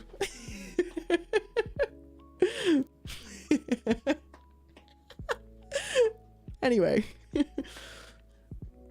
So now oh, you didn't mean the story? You mean what he had to go through? Well, no one checked his foreskin. I just wanted you to talk about what the bride did to him. Oh, I already did that. You're late. We're on Monday night. I'm in chronological order, Oz. You should have showed up earlier. So now we're Monday night. Everyone goes home. My flight lands at like fucking midnight at the Denver airport and we make it home. Ta-da. What you would think is the end of the story. That's what you think. is the end, but it's not the end. So now we're at yesterday, which is Tuesday. Hold on, I gotta pull my phone up again because I have to read text messages. So now I randomly get a fucking message from the bride, from the fucking bride, who at this point I don't consider a friend anymore because of just what she did the entire weekend, how she treated him, how she treated me, how she treated his groomsmen, like in his groom bachelor party, how she treated all of the like fucking friends we had there. Like I don't consider her a friend after something like that. You know what I mean? Mother, I crave foreskin. No, you don't. And so I get this long ass text message, and it's long because it's nearly the entire page, and we're both iPhones. So y'all know what the iPhone messages look like when you just receive a wall of text. I'm not going to read the whole thing because some of it is personal. So I'm going to have to like swap some of it out, but essentially here's what it says. Here's pieces. Okay. And here's some of the pieces. So it's like, hey, I'm not sure if you're going to read this or ignore it, but I hope you don't ignore it, but I understand if you do. I just wanted to, here we go. I just wanted to let you know, I didn't kick you out of your position of bridesmaid. Insert other bridesmaid's name, did that on her own volition and did it during my bridal shower when I was catching up with friends and family. Her reasoning for it was that all my girls were awkward around you and upset you weren't there for me and just Gino. I was really hurt and stressed by it and did a bunch of stupid, unnecessary, irrelevant things. She claims she lacerated her tongue and couldn't talk for 2 weeks, and that was a weird excuse too. And she goes, they didn't tell me till later in the day, and even though I'm the bride, I still didn't want tension between the girls and you. Insert bridesmaid's name, should not have kicked you out of the wedding altogether, and I did talk to her about that. She took charge of a lot of aspects of my day and actually pissed off my parents too. Either way, you were a great friend to me and Gino, and I genuinely care about you. So I get this random ass fucking message yesterday at 12:59 p.m. and I was really freaked out by it. So I like ignored it because I was like, I'm like, one, I'm not ready to talk to you, and two, I don't know if I'll ever be ready to talk to you. But here's what she doesn't know is all of us legit trauma bonded through this fucking thing. So we all talk to each other now. Some of the friends that he had that were like his friends met essentially the D&D friends from Colorado, and all of us combined together and we all got along so fucking well. Yeah, yes, Marco Polo.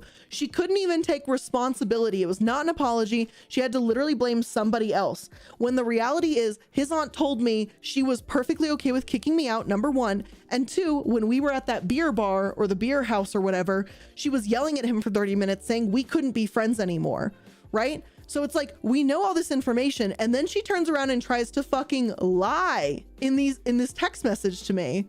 Like, it was incredible. She would do something that's stupid. And it was quite frankly insulting that she thought I would buy that. I was like, how stupid do you think I am? Like, you must think I'm absolutely daft, like, truthfully. But now what she doesn't know is all of us, all of the groomsmen plus me, reject groomsmen or whatever, we're all talking now. And the other, the one of them that got kicked out got an apology, and the best man got an apology, and we all shared the screenshots of the apology, and they were nearly identical to each other. They were nearly the same screenshot. She said she sent us nearly the same message 3 times with the same bullshit and blaming the same people and not saying I'm sorry, not even once, and not taking responsibility, not even once. That's the fucking tea. So we talked to Gino because I was like, what do you want us to do, man? Like, I don't want to answer her. And he was like, don't answer her. So all of us decided collectively as a group, no one was answering her. So we all decided we're ignoring the text message as if it never happened. So now it's like maybe 2-3 hours later, like not even that, she calls him, screaming at him on the phone, claiming that I texted her and told her to go fuck herself. after all of us had collectively decided with Gino that we were not going to answer those messages. And so now she came up with, I apparently somehow magically texted her and said, I told her to go fuck herself somehow. And I straight up sent Gino a screenshot of, or not a screenshot, what is the thing with your phone? Like screen record. I screen recorded my entire phone. I opened up the text message with her. I literally scrolled through it to show that I had not responded. Then I went to my call log and literally showed him my call log. And I did that all in a screen recording so he could see in real time me going through my phone and showing I didn't do any, like I have not contacted her. So she's continuing to scream and fight and bitch and whatever with him. And she straight up gives him an ultimatum and says, you can either be married to me or friends with Blair, but you can't have both. Straight up.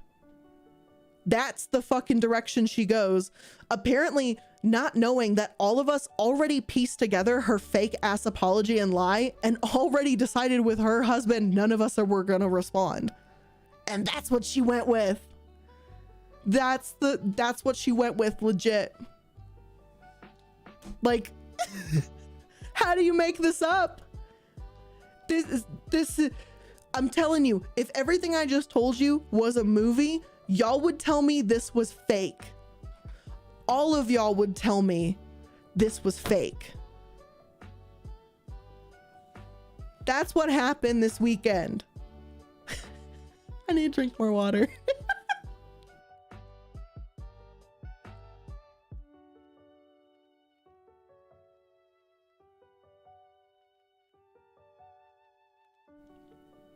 So, for the streets, not even the streets want her, let's be real. This would be a fantastic rom-com. It just sucks that it was real. It just fucking sucks that it was real. So then I'm playing a game with him later on, you know, and stuff, and we kind of talked about it briefly, but like, what, you know, obviously, again, I wouldn't be mad at him, you know, if he chose his wife over me. You know, I made a dumb joke, which, I mean, I'm going to say it was a dumb joke. I'd be like, wow, you know, you got the shit end of the deal. We never even had sex, because him and I have never had any interest in each other like that. I've always had a partner. He's always had a partner, number one. But number two, I think even if we were single, we're just friends. Like, I feel like crazy fucking people like this can't anticipate that you'd actually be just friends with somebody of the opposite gender or whatever. And I'm just like, dude, this is so fucking unnecessary. But yeah, I was like, what a lame fucking deal he gets. His wife that he doesn't want to have sex with, and apparently fucking she screams at him all the time, or a whole group of really cool friends, with me apparently being like the spearheaded like target of anger or something. And I mean, he texted me being like, I guess couples therapy isn't going to happen. And I assume they're getting a fucking divorce. Like, I don't know what's going on. We straight up just didn't talk about it. Like, he was real burnt out. So we stopped. After that happened, it was just kind of determined she's fucking crazy. And we're just going to move on being friends. We're going to play games. We're going to hang out. We're going to make plans for everyone to hang out with each other and see each other. And see, you know, make sure that all of us are spending more time with him and seeing him more often, so he's not feeling lonely anymore, especially if he leaves her. And we're gonna move on, and we're gonna make all of our lives better. And truthfully, this wedding, all in all, introduced me to, you know, some of his friends that I like either barely met or never met, and I have some new friends now, and I'm really grateful for that, because he's the one who got the fucking shit sandwich here. And now I think it's our job as, you know, as our group of friends to help bring our friend up. Our man is not okay, and we need to support him and help him and make sure he's making the best choices for his life. And I don't think there's anything shameful in being supportive of your friend, especially after seeing what a fucking shit show this weekend was. Now, did I think like she would pull such a strange ultimatum and think none of us were talking to each other or something? Like, no. But crazy is as crazy does, apparently. And yes, Marty, thank you. As a reminder, everyone who's donating, I am donating every single donation to Gino.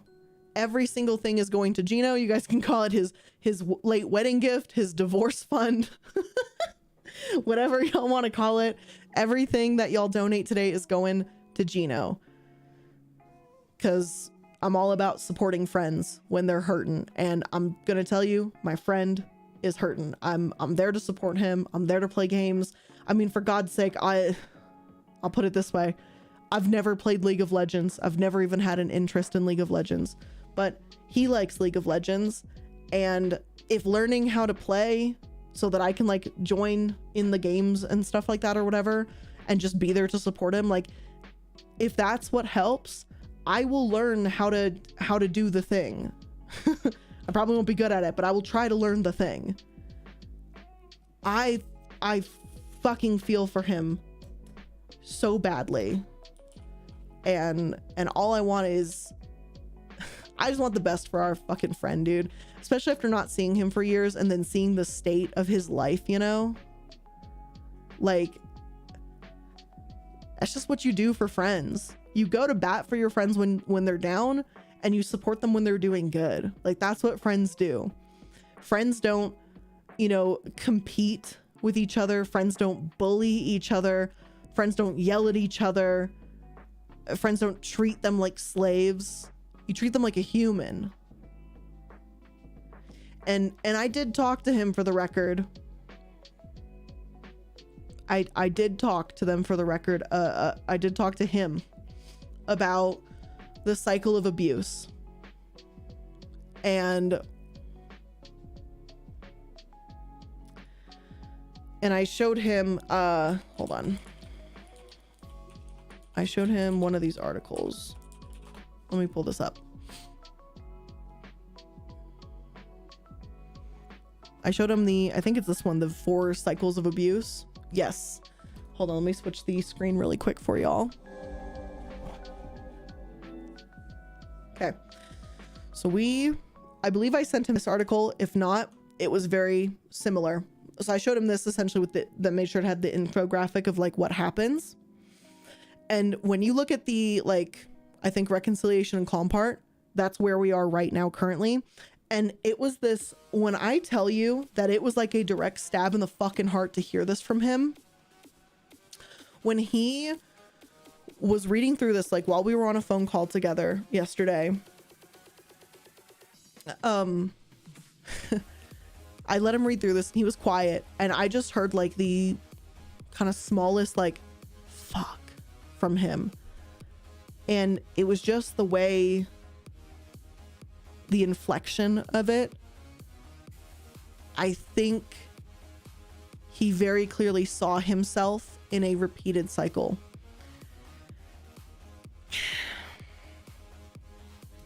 That was hard to have to fucking hear that.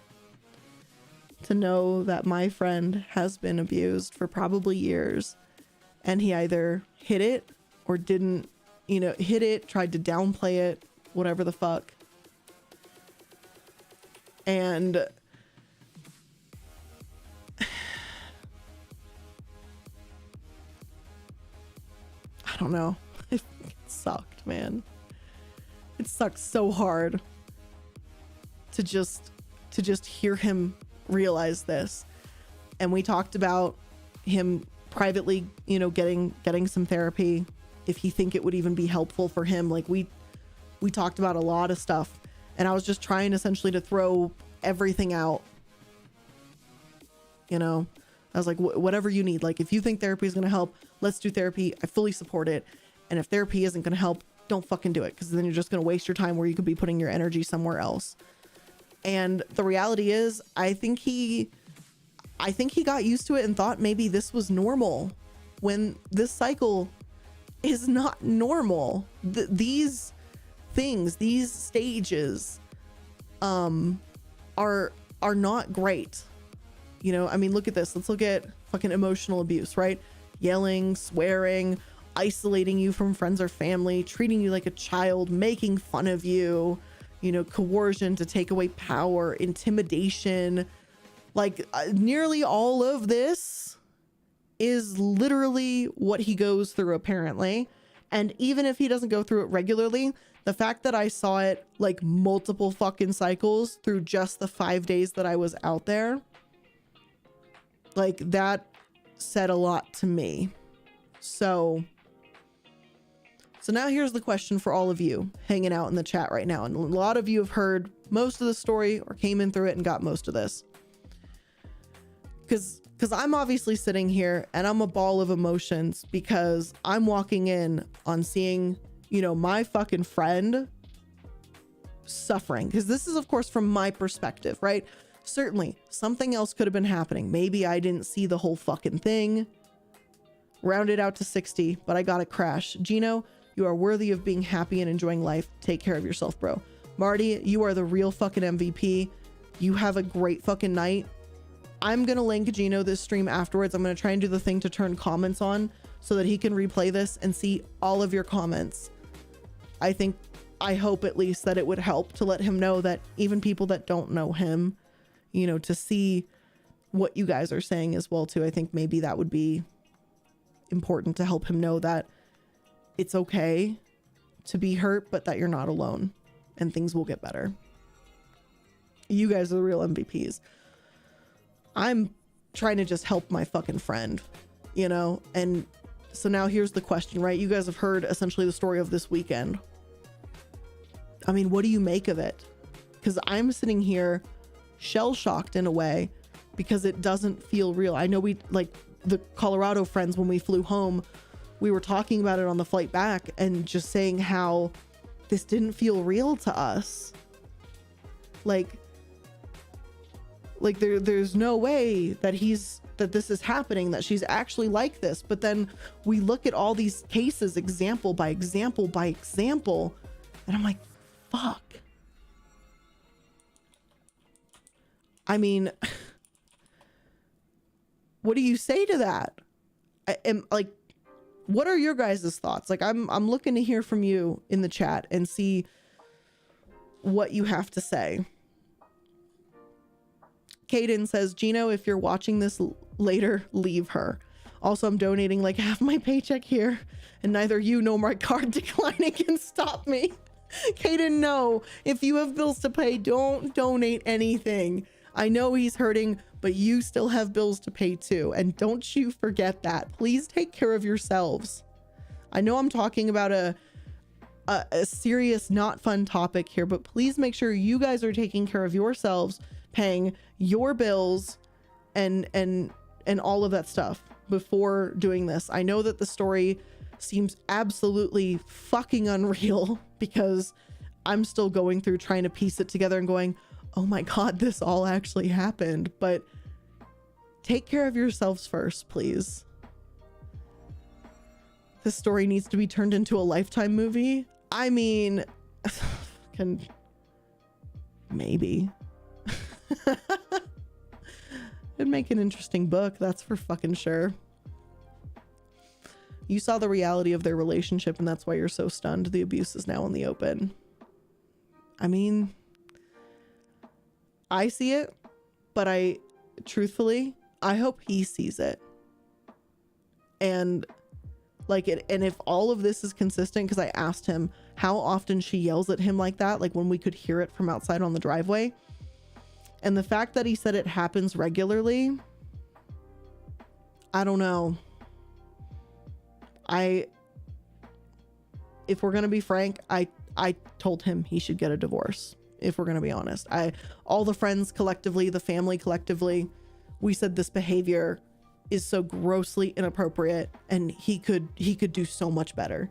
He deserves to have someone to actually love him for who he is, not because he's convenient. He doesn't deserve to be just a fucking convenience to somebody. And I stand by that as his fucking friend. He deserves way better than that. Oz is also texting me privately telling me do not try and play League. He says League is also an abusive partner. Apparently I'm not going to play League. That's my limit. I will help Gino in all sorts of ways. I will not play League, apparently. Good to know. Red Tower says, I just got here. This is my first stream I'm catching. Oh God. Normally my streams are a little bit more towards kind of what the channel is, sometimes smaller stories and stuff. This is just kind of a personal venting session tonight. I needed to get this off my chest. This whole weekend has fucked me up so bad. Like now I've been back obviously at my house since Monday night, and we're going into Thursday now, and I'm thinking tomorrow I might work because it's just had me so fucked up. I've just been staring at my screen or like laying on my couch, just not knowing what the fuck to do because I feel so fucking guilty. Like why couldn't I have figured it out sooner? Why didn't I do something sooner? Why wasn't I more aggressive to stop them from being together? Like why didn't I fucking just figure it out? And so I just feel a ton of guilt. And so that's why I'm like, I just need to talk about this and kind of get this off my chest and then figure out how to help him move on with his life and to move on to something better, because this is not it. This is not the life to live. So this is not the life to live. The fact that he was afraid to leave the wedding is proof enough. A real partner understands that a relationship is a two-way street. She does not. Art by Black, you're probably right. I truly believe that the wedding day was, in her mind, I think, her to feel like a princess, and everyone else was like her servant or her serfs of her little kingdom. And if she wasn't treated like a princess, it was everyone's problem. And I think that's part of it.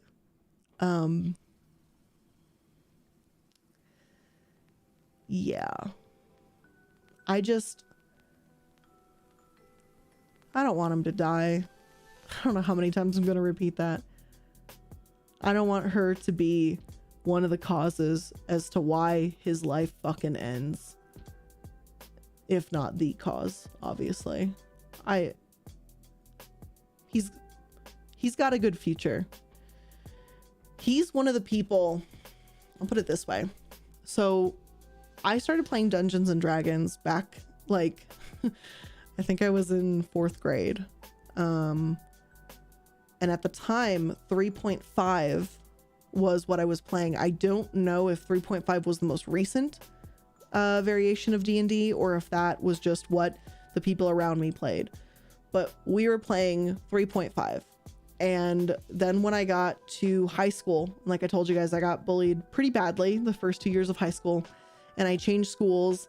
And then I, tried essentially, I hid that I was emo and all this kind of stuff. I tried to turn into the preppiest person ever. And I decided that part of this new personality of trying to be this happy, preppy person to not be bullied anymore was, obviously, you don't play D&D anymore. You know nothing about D&D. You don't listen to rock music. You love pop music. Like Katy Perry, favorite artist. Definitely, not him, not AFI, not any of this shit. No, I like Katy Perry good. And so D&D was one of the things I gave up for many years of my life. And it was literally, I met her, the wife, in one of my college classes. And on the first night where, you have to tell something interesting about yourself and it's all very stressful, she mentioned that one of her fun facts is that she plays D&D. And at the break, I got really fucking nervous, and I went up to her during the break, because I usually don't approach people. I really kept to myself in college. And I went up to her and I asked her if she has room for one more person at her table. And she said yes. And the class was on like a Monday or a Tuesday. And that Friday was my very first session of D&D with that group. And when I tell you that, like, everyone at the table was really nice to me. She was even really nice to me at first, obviously. But that man could light up a whole fucking room. Gino lit up the entire room. Like, there was no one like him who could DM like him, who could be a player like him. There's no one like him. He was so charismatic.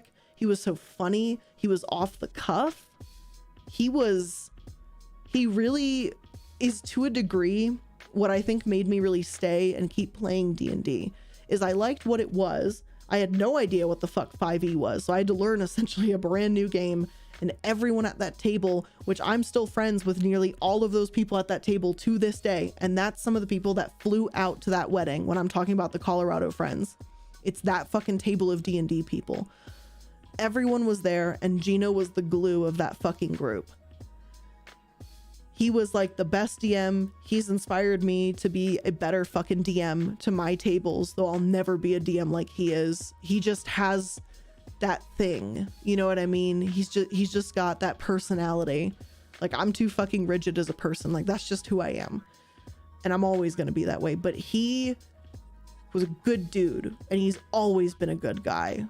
And then to see him this weekend and just see him be a shell of who he was, like, fuck. Like, that was the first sign, is seeing him when we walked into the fucking yard house. I was like, oh my God, you're dead. You're half dead inside. And then literally, of course, hours later to watch that fight unfold, it felt so unbelievable to see that it kind of left me frozen in the moment, because how do you react to seeing two people who you thought were your friends fight to such a degree that one has turned into a fucking super bitch and the other has become like a hollow version of themselves? Like, I definitely think, like, that Friday night, seeing that fight while she thinks we were rude for standing there, I think it changed a lot of people's perspectives that night. And for me, it 100% solidified that, you know, he needs support, and I will most certainly step up and be one of the people to help give him that support to get him back on his feet. And then this whole weekend played out like everything I've talked to you guys about. And now here we are.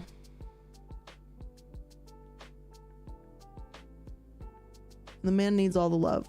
I can't wait to see this guy regain his confidence, regain who he is, live a healthier life, probably divorce her, and hopefully end up with someone new that's better.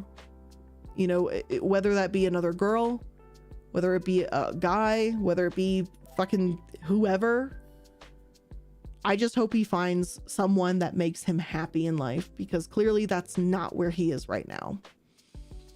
And it just drives me mad to fucking see this, to watch a friend fall.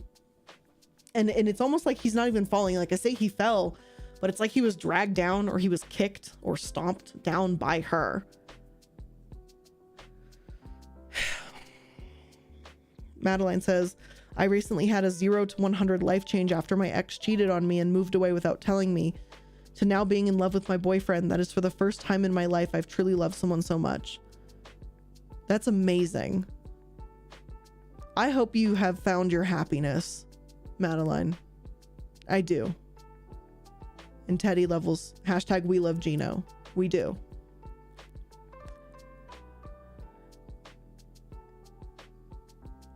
Everyone does need real love and happiness. That's true.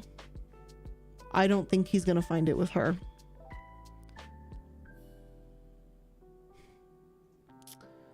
Sounds like you guys are on the same page with me.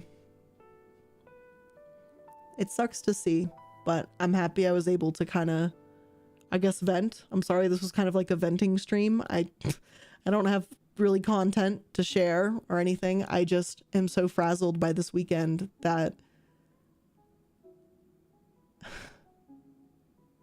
it's hard to believe it. But you guys are great. And like I said, I hope he sees this. I really hope he does. And maybe it cheers him up a little bit or something. As for her, as for the girl, after yesterday, when we all started sharing the fake apology messages and how they were essentially the same, I think that's when I definitively decided there is no reconciliation between us. and that she probably wasn't even really my friend. Maybe she was just using me this entire time. I don't know what I was to her, but I don't think it was a friend. And I don't think I'm ever gonna text her, period. Like, not even just text her back in a couple days or a week or whatever. I don't think I'm ever gonna talk to her again. You can't do that to somebody and then think that everyone's just gonna continue to be okay with your behavior. Like, the truth is, like we mentioned earlier, the girl is clearly insecure. She does not think highly of herself and has very low self-esteem.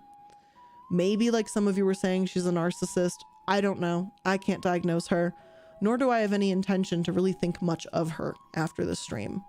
I don't really want to talk about her anymore after this. I wanted to get it out, and I want to be done with her, and I'm going to move on because I have better things to look forward to in the future. And one of those things include helping her, maybe, ex-husband find his fucking happiness in life again. And I think that's just what a good friend does, is you help.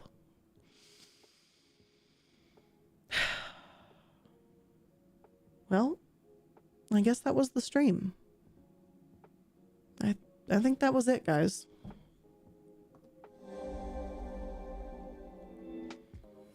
I don't know what else to say, but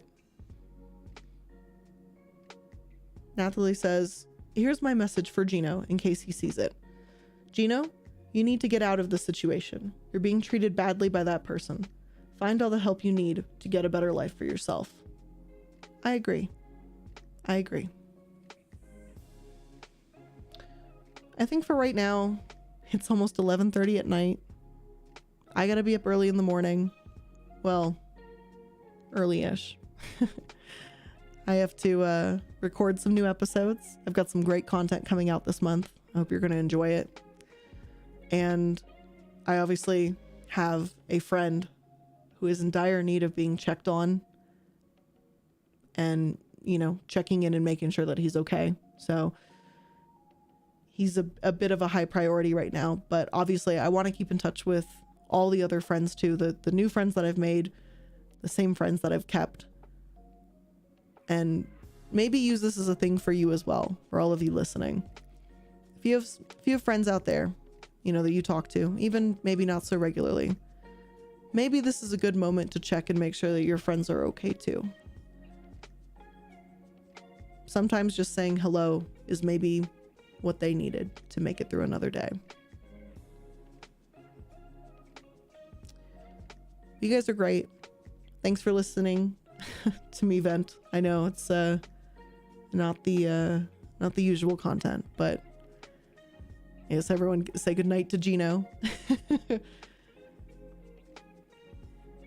Again, you guys were great for listening, kind of letting me, you know, I mean, vent tonight. I appreciate it. I know I don't do it very often, but I don't know. Tonight just it was just one of those fucking nights, you know. It was just one of those goddamn nights. All right. It's time for bed. You guys were amazing. And every donation that I saw here tonight, I'm passing those along to Gino. And I mean, I know it's not, you know, whatever. We're not trying to buy him a new house or any of this fucking shit, but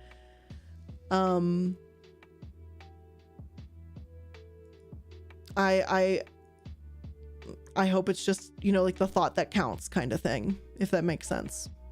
So all of y'all, thank you. I very much appreciate you letting me vent tonight. I personally feel better, and I feel ready to, you know, help pick him up if he stumbles and make sure he's set back up on the right path again, because that's what you need, especially in the fucking world we live in today. So you guys were all amazing. I promise I'll try and get back to streaming more of the normal content very soon here. I just really need to unpack a lot of the stress and kind of a lot of thoughts and stuff from this weekend that I'm still trying to figure out how someone could actually be like this. But you guys are amazing. Jasmine, thank you right there at the end. I'm going to make sure I send that $5 over to Gino as well. Everyone listening, donating, hanging out, leaving your well wishes for Gino. You guys are all the real MVPs here tonight. You guys are great. You are the best viewers, fans, whatever you guys want to call yourselves. You guys are the best type of humans I could ever ask for to surround myself with. So you guys are amazing. And have a good night. Bye, guys.